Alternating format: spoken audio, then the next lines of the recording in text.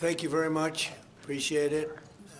We had a very good conversation 1 hour ago with the European leaders, many of them involving the war with Russia and Ukraine.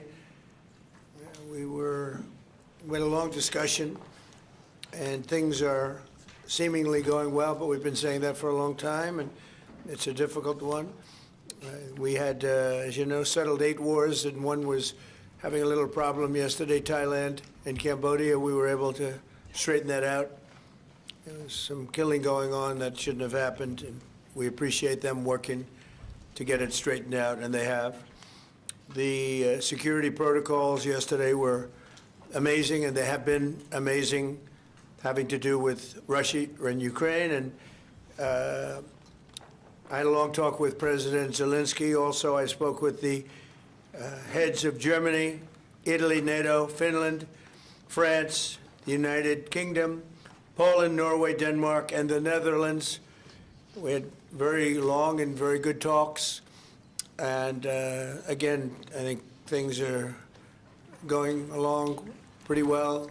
27,000 soldiers were killed last month. It shouldn't happen. Should have never happened, should have never started. That war should have never, ever started. But it did, and we're trying to get it solved. That was Biden's situation. We're trying to get it done. And I think we're closer now, and they will tell you that they're closer now. We had numerous conversations with President Putin of Russia, and I think we're closer now than we have been ever.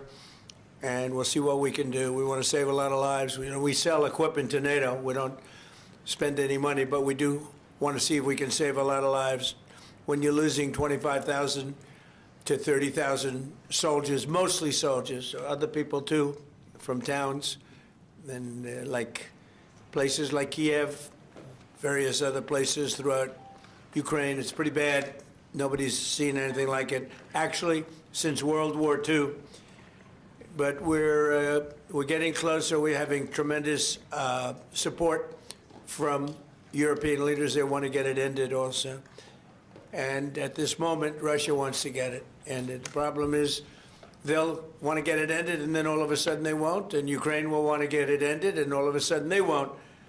So we have to get them on the same page. But I think that's working along. Very good talk. On day 1 of my administration, I signed an executive order making it core mission of the United States military to protect and defend their homeland. And today, we're here to honor our military men and women for their central role in the protection of our border, something that I campaigned very, very strongly on. And they made me look really good. They were unbelievable. They made us all look good. I mean, we went from having millions of people pouring over our border to having none in the last 8 months, none. In a few moments, we'll officially recognize their service by awarding them the Mexican Border Defense Medal, which is a big deal. We're joined for this occasion by Secretary of War Pete Hegseth, Attorney General Pam Bondi, Chairman of the Joint Chiefs, General Dan Kane, Commander of U.S. Northern Command, General Gregory Gio, Commander of the Southern Border Task Force, Major General Scott Noman, Command Sergeant Major Brett Johnson of the U.S. Army's 10th Mountain Division, Administrator of the Drug Enforcement Agency, Terry Cole, and many other members of our administration who have done an incredible job on the border. You know, people forget now that the border has been secure for actually 7 months, think of it, more. And they don't mention the border anymore. Nobody talks about the border. They talk about affordability, and we're the ones that are bringing the prices down. We were given the worst inflation in our country's history, and we're bringing the prices down. But the affordability is on the Democrats because they have made it unaffordable to be in this country, but we're bringing those prices down, and they're coming down quickly. Energy is coming way down, and if you look, gasoline prices are hitting in many locations $1.99 a gallon. Nobody thought they'd see that. There were $4, $5, and $6 a gallon under Biden. In the 4 years before I took office, our southern border was surrendered to criminals, drug cartels, human traffickers, and child smugglers. Our entire southwest border on the Mexican side is under the physical control of cartels that are among the most violent entities nobody's ever seen anywhere on the planet, the most violent people on the planet. Remember when the Democrats and others, the radical left, used to say that the people they're allowing into our country, immigrants, are nice people. They're not violent like our people. Well, they make our people look like babies. These are some of the most violent criminals anywhere on earth from many countries, not just Venezuela. Venezuela emptied their jails into our country, but others have also. The Congo has. So many other countries have. And we don't put up with it. I have to say the drugs coming in by sea are down 94%. And we're trying to figure out who the other 6% are. But they're down 94%, and we're going to start hitting them on land, which is a lot easier to do, frankly. But these are a direct military threat to the United States of America. They're trying to drug out our country. And you can look throughout history. Look at China when they were loaded up with drugs. They were suffering greatly, and others were able to take them over. And other countries also. They're trying to drug out our country, and we're reversing it rapidly, actually. But with the help of our great service members, we've stopped the invasion in its tracks, and we're dismantling the cartels very rapidly. And they are being declared enemies of the United States of America. They have been so declared, legally declared. More than 25,000 warriors have served in this historic operation. It is indeed an incredible and historic operation. And we've never done anything so effectively, and we've had a lot of victories. They've spent night and day enduring scorching hot and bitter cold, and they've given up their holidays and their weekends, working with the officers of Customs and Border Protection. Our armed forces have already conducted nearly 13,000 patrols along the border, and today we give these great warriors the recognition that they have earned, and they have really earned it. The military component of our border security efforts is just the beginning. We're also designating the drug cartels as foreign terrorist organizations, a big deal from a legal standpoint and military standpoint. We've ended catch and release, and we endured and ensured that anyone who sets foot across our border illegally is intercepted, arrested, and immediately deported, or if they're really bad, they're put into prison because we don't want to ever take a chance if they come back. As a result, illegal border crossings have plummeted to the lowest level ever recorded in the history of our country. Think of that. The history of our country. You can all be very proud. For the past 7 months, 0 illegal aliens have been admitted to the United States of America.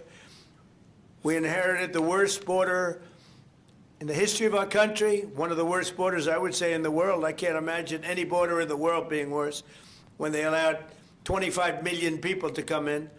And again, many of these people are gang members and from prisons and jails, from mental institutions and insane asylums.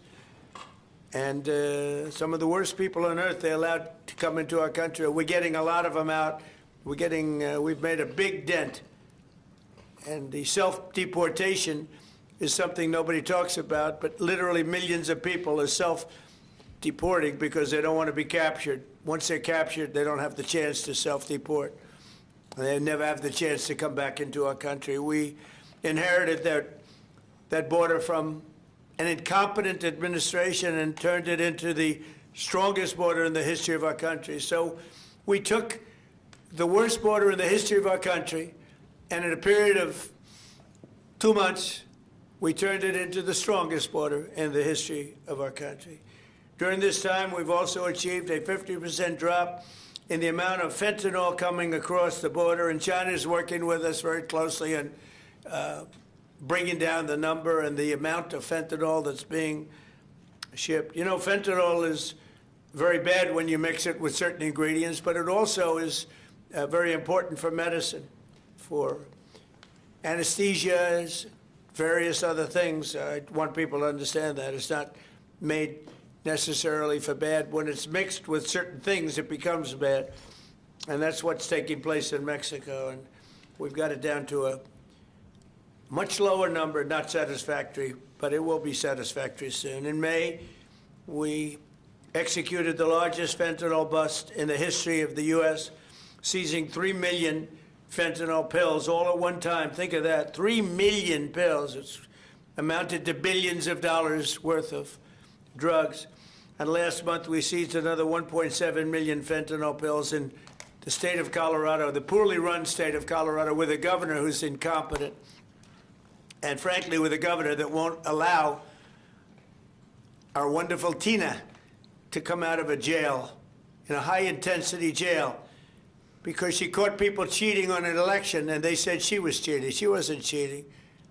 She went over, she looked at one of the election scams going on, and because she did that, they put her in jail for 9 years.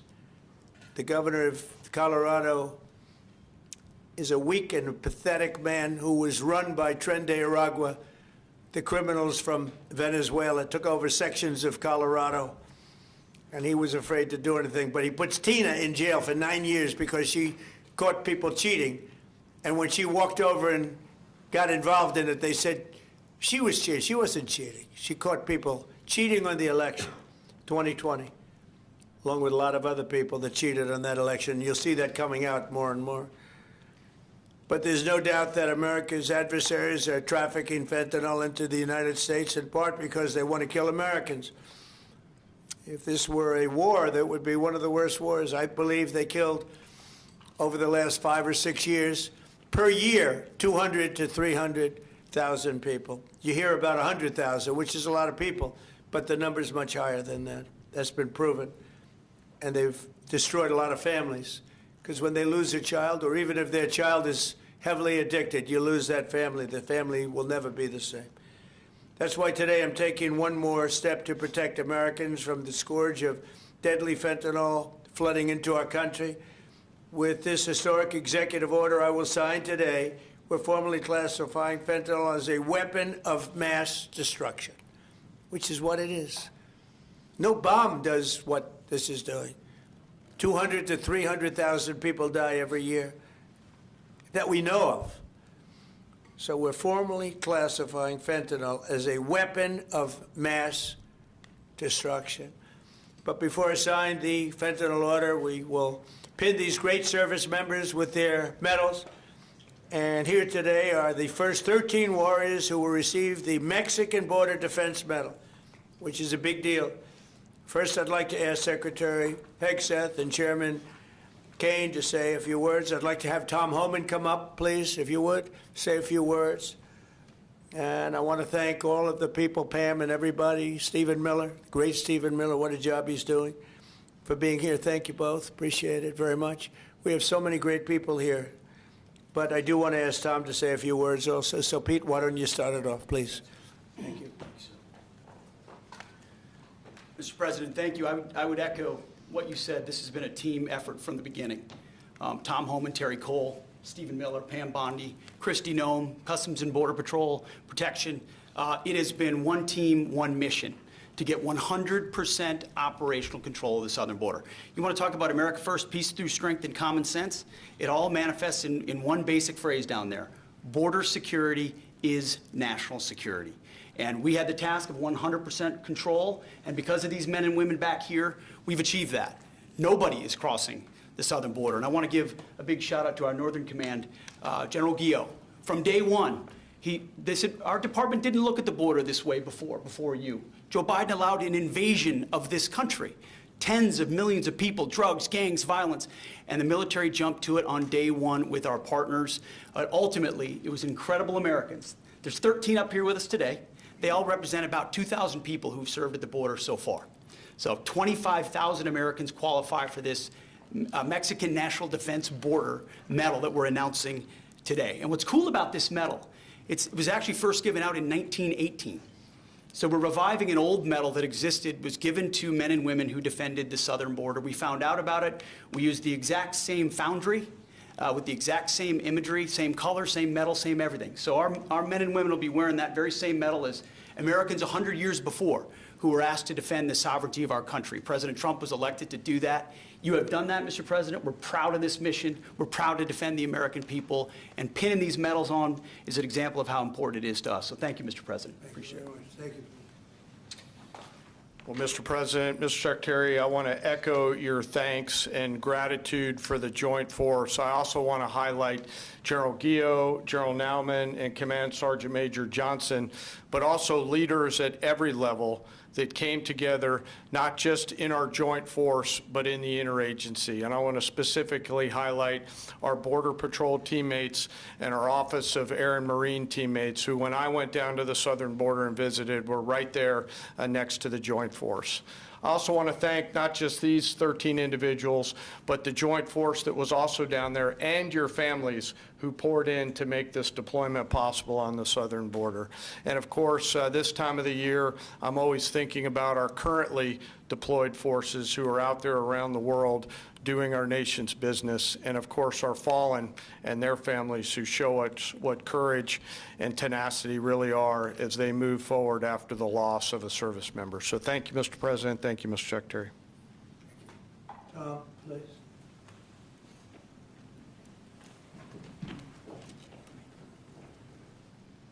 You know, it's always an honor for me to be in the Oval Office with the greatest president of my lifetime.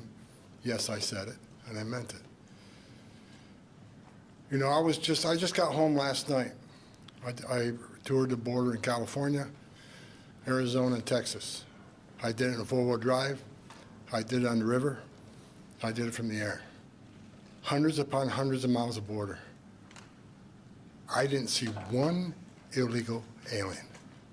Not a single one. I've done this since 1984.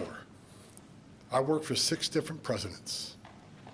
No one's done more than President Trump. What he has done is gave us the most secure border in the history of this nation. Hard stop. I went to hundreds of miles of border and didn't see one illegal alien. Incredible, considering the Biden administration, we had 10, 12,000 a day, most released in the United States. I'm proud to be with these patriots behind me. I'm already proud to be in the Oval Office of the President, but being with these heroes, I met some of these soldiers down on the border. And actually, a shout out to Fort Drum, New York. We got some 10th Mountain Division here, so Elise Stefanik, Claudia Tennant, we all love Fort Drum and the 10th Mountain. So look, this is a game changer. I want to make something perfectly clear, because we get attacked all the time being inhumane. The Biden administration is much more humane. It's a bunch of crap. Because there's been studies done that 31% of women that make that journey through the cartels get sexually assaulted. They get raped. And not just the women, children too. I've done numerous investigations in that. Sex trafficking was at historic highs with that open border. Fentanyl, historic highs that killed 250,000 Americans. No inspector terrorists that came across the border. Record, historic. What happened under the Biden administration was the most inhumane thing I've seen in my lifetime. Now that the border is 96% decline, 96% less people are coming, how many women aren't being raped? How many children aren't dying making that journey? How many women and children aren't being sex trafficked into this country every day? How many known suspected terrorists aren't just walking across that border? President Trump and this administration is saving thousands of lives every month. Hard stop. That's just a stone cold fact. I'm just proud to be a part of this. I work with Steve Miller every day. Steve Miller is one of the most brilliant people I've met in my entire life. President Trump brought together one hell of a team here, and the success proves. We all working together, one team, one fight. We're not done yet. We're going to keep going, and I guarantee you we're going to continue saving thousands and thousands of lives. Secure border means strong national security. Secure border saves lives. Thank you. Thank you, Tom.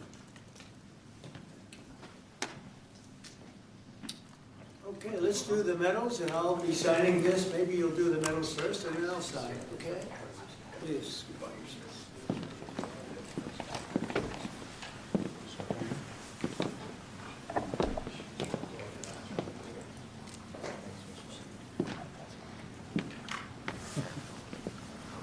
Nice medal. It's not bad.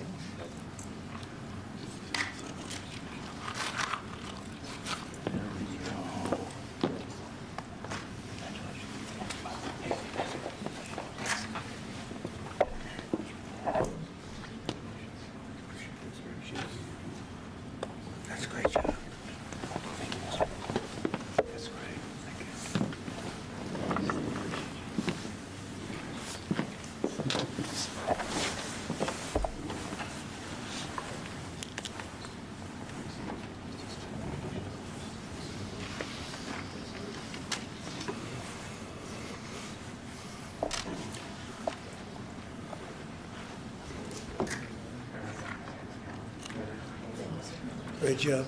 Great job, fellas.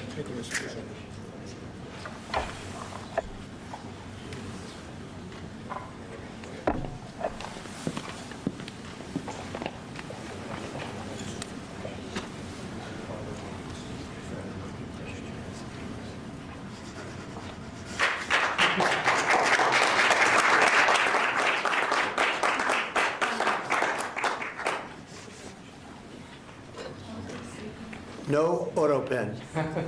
None, ever. We don't like auto pens, right? We don't like auto pens. How about gathering around me, and we'll hold this up. Congratulations, it's an amazing job. Come on around, come on around. Let's take a good picture.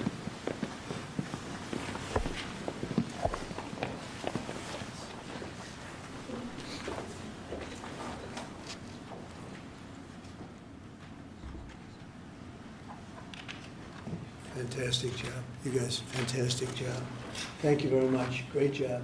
Thank you, Mr. President. Great job. What you've done is unprecedented. How about holding that up? You guys hold it up. Nice. Hold it up high. You deserve it more than me.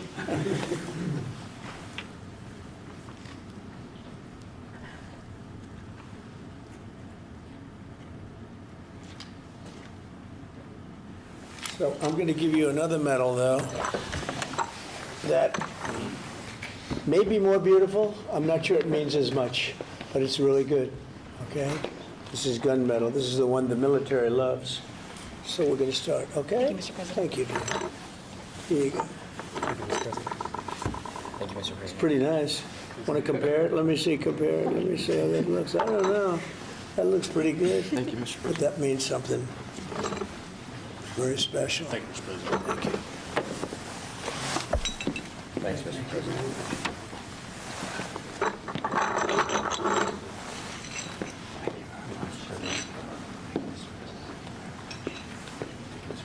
What you can do, tie it around your neck. It's got a nice ribbon. I think you'll like it. It's special. We don't give them to many people. Thank you, Mr. President. Thank you, Mr. President. Thank you, Mr. President. Come on over here. Come here. Look at this guy. The man that made it happen. That's 4 sides up big. That means a lot up there.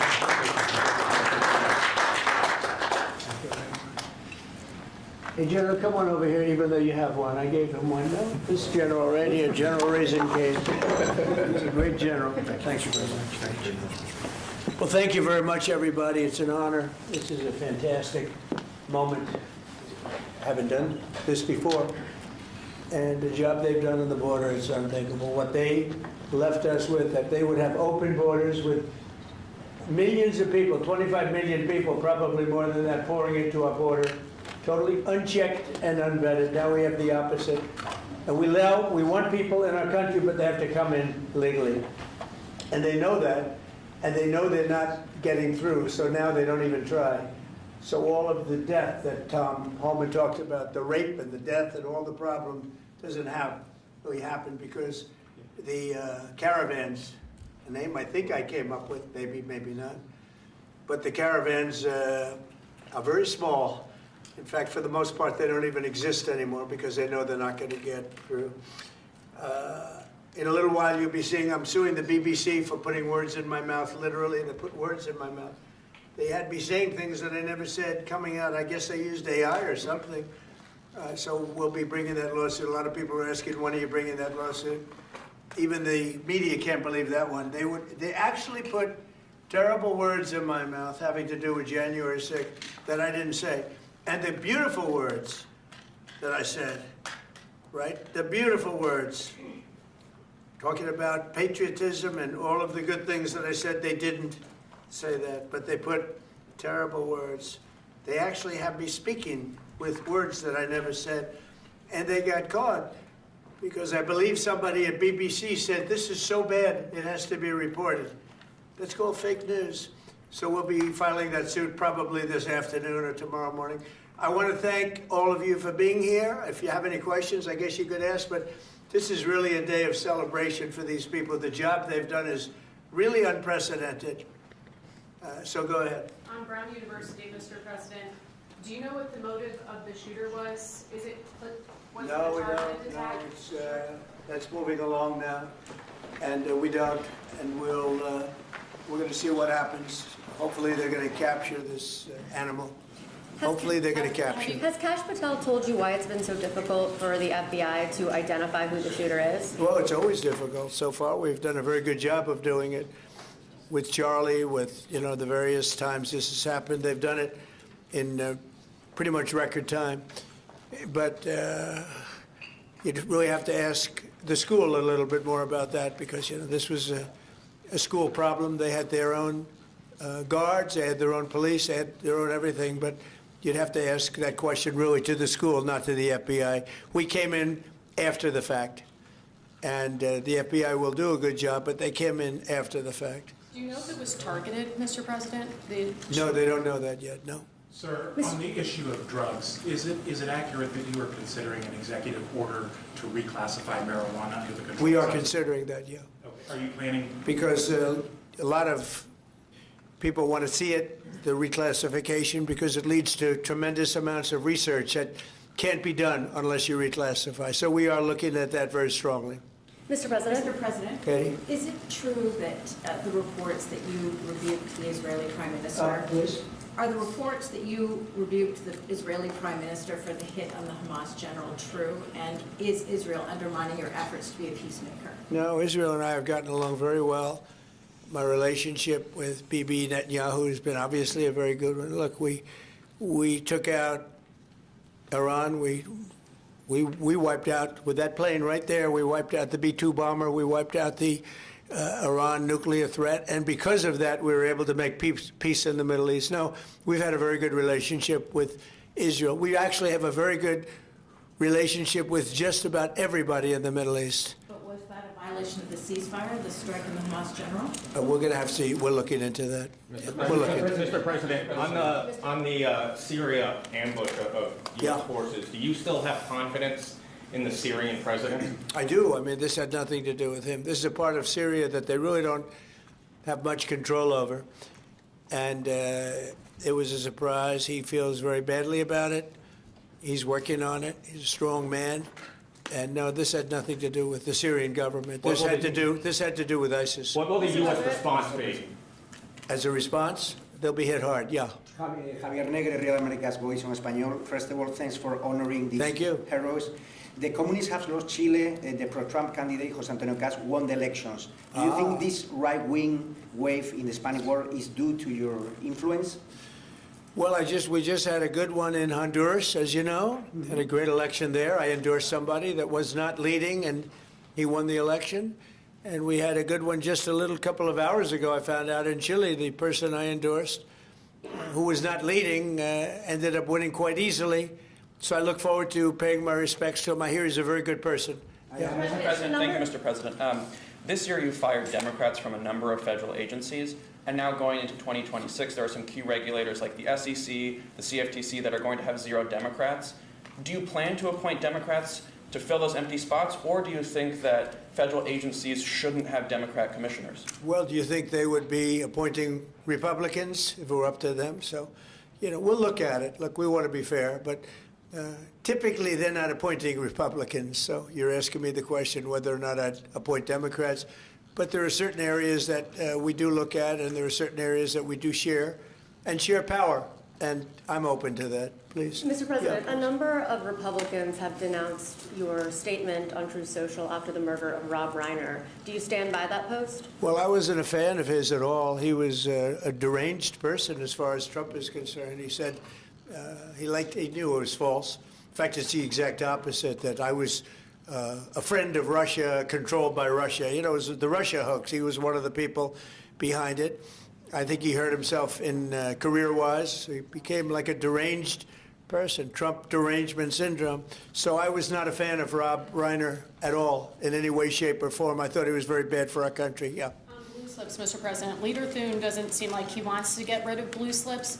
Will there be consequences for the Senate if they Well, don't I get think rid they of them? should get rid of blue slips because as a Republican president, I am unable to put anybody in office having to do with U.S. attorneys or having to do with judges. In other words, if you have one Not two. You don't need two, just one. If you have one Democrat senator, where we have a lot of them, you have one Democrat senator in a state, it is not possible to appoint, because of blue slips, a judge. It's not possible to appoint a U.S. attorney. You see that happening.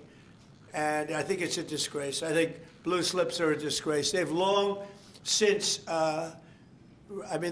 they should not be relevant anymore. This is a different world than it was 15, 20 years ago. You know, that was a gentleman and gentlewoman world.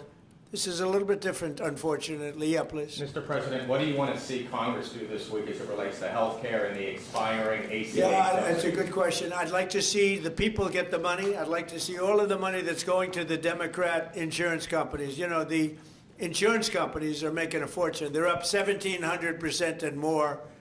And they're taking in hundreds and hundreds and hundreds of billions of dollars, even trillions of dollars.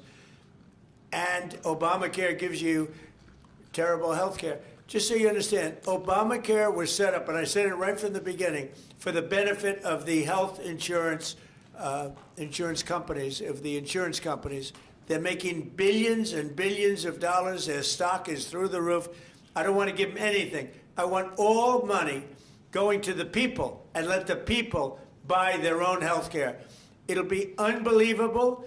They'll do a great job. They'll get much better health care at a much lower cost. Sir, would you like Republicans next year to just use reconciliation to do with health care exactly what you laid out, and they wouldn't have to worry about Democratic votes?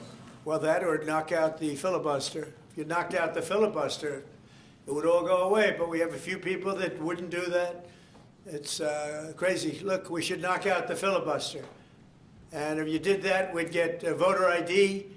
You'd have no mail-in voting, all things that make our elections dishonest. And you'd get a lot of other things having not even to do with voting. But Republicans should knock out the filibuster, and we should approve a lot of things. You wouldn't have January 30th looming, because, you know, you have the 30th of January looming. You know that, right? And if we knocked out the filibuster, it would be just a simple approval. But you have some Republicans that they're unable to explain why. You know, if you ask them why, they're unable to explain it. They cannot win the debate. But they should knock out the filibuster. And frankly, they should get rid of the blue slips too, yeah. Mr. President, the Democrats won Miami, where you won the election 1 year ago. Do you think it's because of the Hispanic media like Telemundo that are publishing fake news about the ICE operations? How do you plan to win back those votes for midterms? Yeah, well, I won that whole election. And, you know, it's interesting.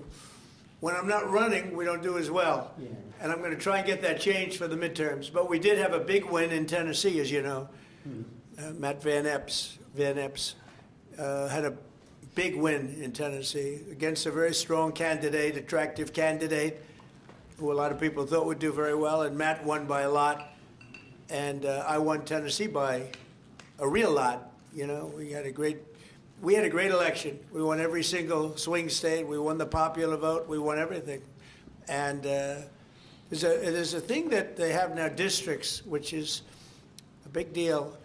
I think in a way it's the most important stat from the standpoint of, you know, looking at numbers accurately. So out of thousands of districts, I won 2,750 versus 525.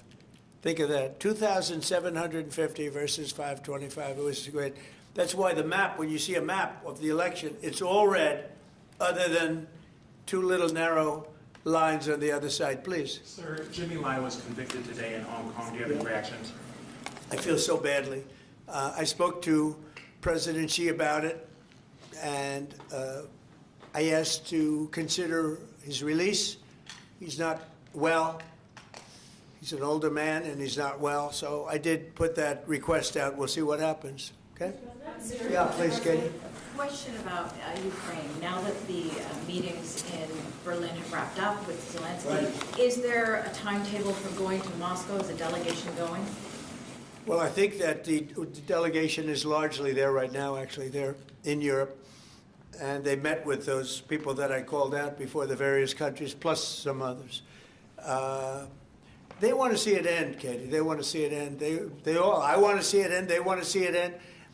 I actually think that President Putin wants to see it end.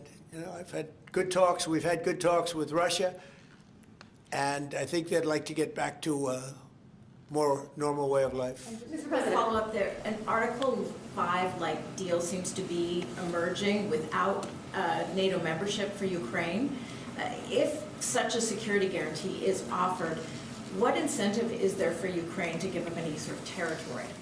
Well, look, you have, well, they've already lost the territory, you know, to be honest. I mean, the territory is lost. But in terms of security guarantee, we're working with Europe on it. Europe would be a big part of that. And we're working on the security guarantee so the war doesn't start up again. We don't want to have a war start up again. You know, as I said, with Thailand and Cambodia, two people I get along with great, and I dealt with them, and I called them, and I said, look, fellas, you got to relax. You got to take it easy. They lost. You know, they started the war again, and I got it ended. And things like that are going to happen, war. There's nothing pretty about war, nothing good, and there's nothing you can do to predict what's going to happen. But I think we've made a lot of progress with respect to Russia and Ukraine, I hope. You know, last month, it was close to 27,000 soldiers were killed, mostly soldiers, but 27,000 people, but mostly soldiers were killed last month in Russia versus Ukraine. Is there a time limit on security guarantees? Well, there's no time limit. The time limit is whenever we get it done. I mean, we're going to try to get it done. We're making progress. It's more difficult than anybody could have thought. I would have said that half of the wars that I got settled, some were going for over 30 years, that half of them should have been more difficult, and they actually haven't been. There's a lot of dislike between the two leaders, you know that, and so it probably makes it a little bit tough. Have you recently spoken directly to Putin? Have you recently spoken directly to Putin? Yeah, I have. On Syria, Mr. President, on the U.S. troops killed in Syria over the weekend, why do we have troops in Syria? Because we're trying to make sure that there's going to be and remain peace in the Middle East, and Syria is a big part of it. The new leader is a strong person, and that's what you need. This is a rough part of the world, and it's been amazing what's taken place in Syria. We got rid of Assad, we got rid of other people that were really bad people, and that were in the way of peace in the Middle East. You know, we have legitimate peace in the Middle East, first time in 3,000 years. And we have 59 countries backing it. And we'll see what happens with Hamas. We'll see what happens with Hezbollah. But regardless, I mean, we have countries that want to go in and clean that out if we want them to do it. But they said, in the case of Hamas, they said that they're going to disarm, and we're going to find out whether or not that's true. Hezbollah in Lebanon has been a problem. We'll see what happens there. But there is legitimate large-scale peace in the Middle East. And if there weren't, we wouldn't have been able to make all of those deals that we've made with the various countries. They would have never been able to do that. If, for instance, if we didn't, with that B-2 bomber right there on the desk, if we didn't, of which we just ordered a lot more of the newer version, totally stealth. They could not see it. They knew it was coming. They had no idea where it was. It was pretty amazing, actually.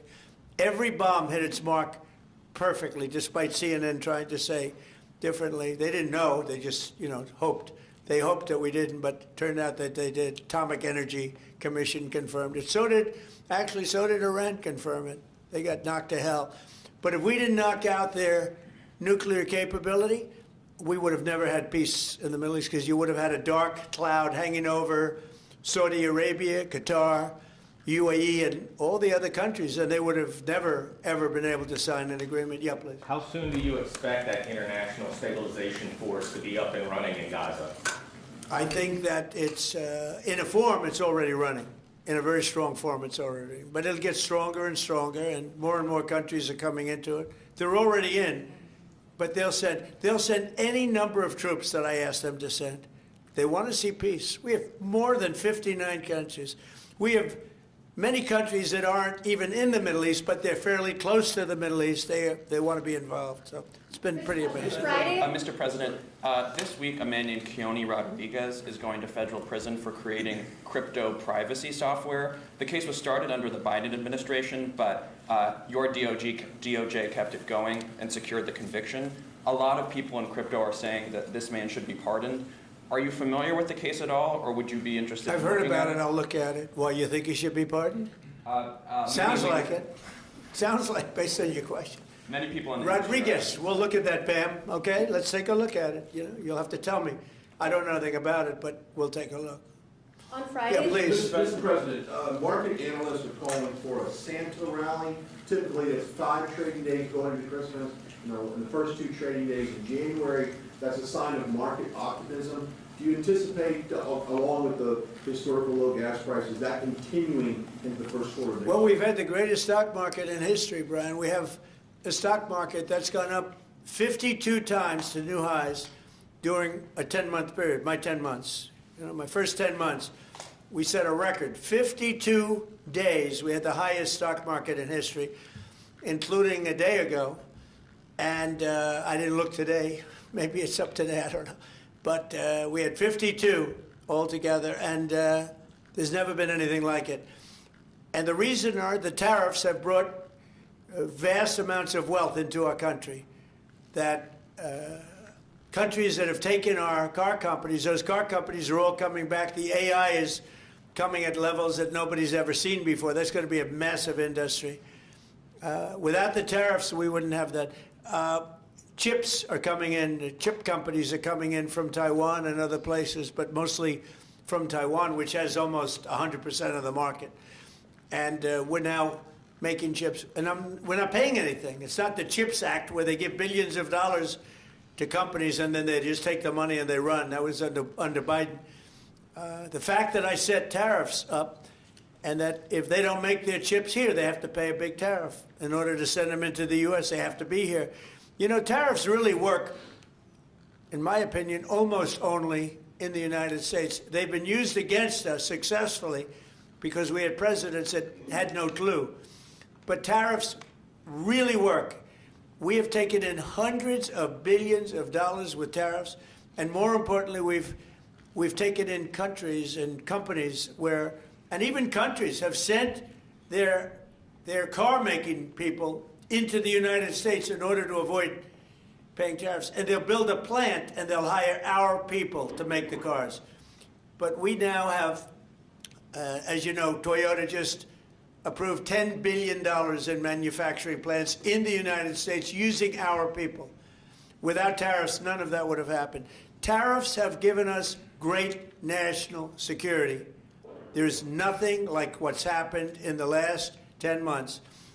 Tariffs have given us tremendous national security and tremendous wealth. Thank you all very much. Thank you. Thank you, guys. Thank you, Mr. President. Thank you, press. Thank you. Thank you. Thank you, press. Thank you. Thank you, guys.